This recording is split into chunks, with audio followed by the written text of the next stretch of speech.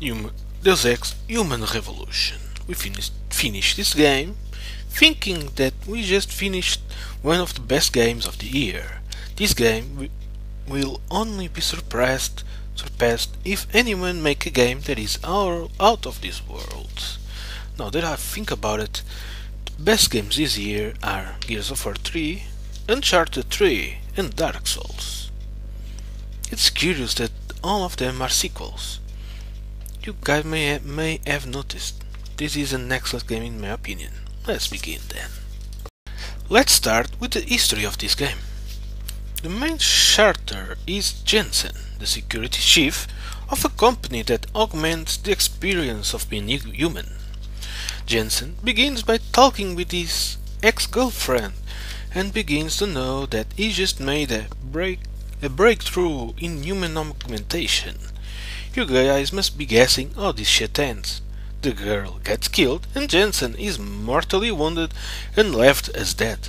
He's saved by the augmentations that the company that he works for make on him.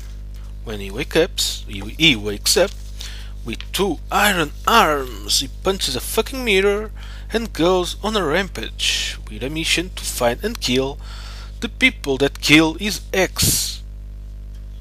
The story continues with good developments that shows that not all things are as they seem. I was just upset that there were no direct link. Missing link. Okay, forget it. There were no direct link between the previous games and this one.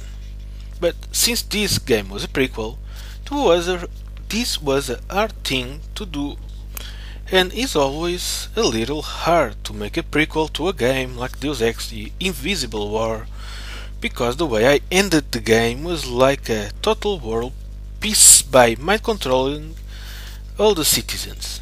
This was just one of the available endings, of course. Oh, by the way, there is one thing that just comes to our mind all time when we are playing this game. Cold! Guess why?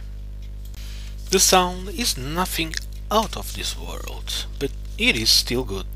But since a good sound for me is listening to Prozin or Cibola Mall while I play, I'm not a reliable source in this point, sorry. Once again, I'm not quite satisfied with the graphics. All the game is too much rectangular, and the shadows in the PS3 version are terrible. There were too many low rendering zones that shows too much pixelization to my liking.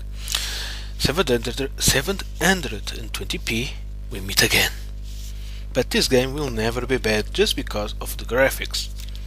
Well, now that I think about it, they almost made Deus Ex Invisible War unplayable at the computers of the time because they tried to push too much the graphics. And guess what? They were not that good for the time. Maybe they opted well this time and tried not to complicate this aspect too much. This game does not go far from the first two games of the saga, but it is one of the few games that offer multiple solutions for one problem. So for an example, imagine that you guys want to go from point Y to point X. In an FPS game like Call of Duty, you go in a straight forward line like a fucking zombie until you reach the destination and kill all people in the way. In here, the approach may be different. You may try to find a subway passage, look for a weakened wall to punch it and breaking it down like a fucking man is used to do, and try to find a passage in the roof. We feel like we are in control of the game by making choices.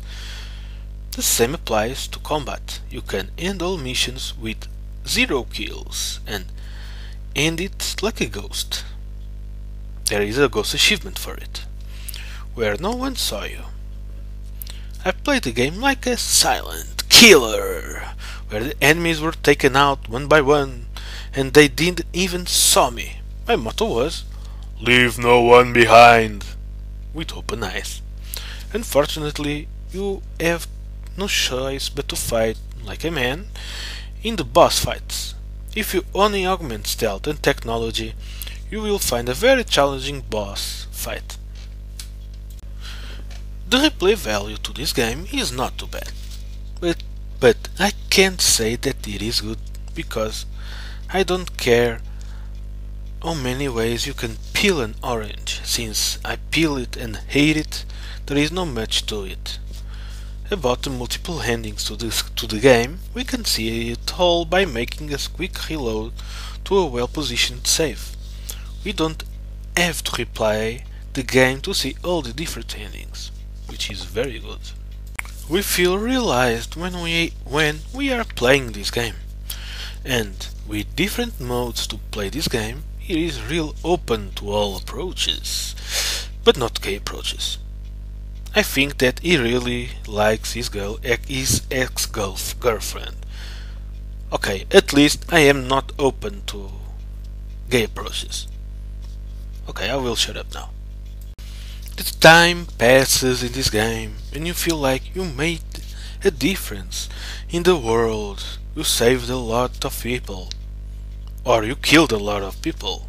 I saved and killed a few. Saved more people than I killed. Anyway, I finished the game in 20 hours. Give it or take it in 20 hours. Okay. A must-have and a must-play game. If you think you are a gamer and don't have this game, well, bad news for you, kid. You are not a gamer. You're a noob. You don't know what a noob is? I pity you. Go to the internet or Google it. You don't have internet. How the fuck are you here anyway? And so this is the end of this review. A game that is 1000 times better than the fucking Call of Duty, and it didn't sell half of the copies on the first day. I blame for the lack of intelligence of this kind of wannabe gamers. They just like to be trigger happy in these mind-like zombie games. Yeah, I said it. They don't even care for friendly fire. Nah, kill them all! They can't even send nukes in this fucking game, for fuck's sake. That really sucks.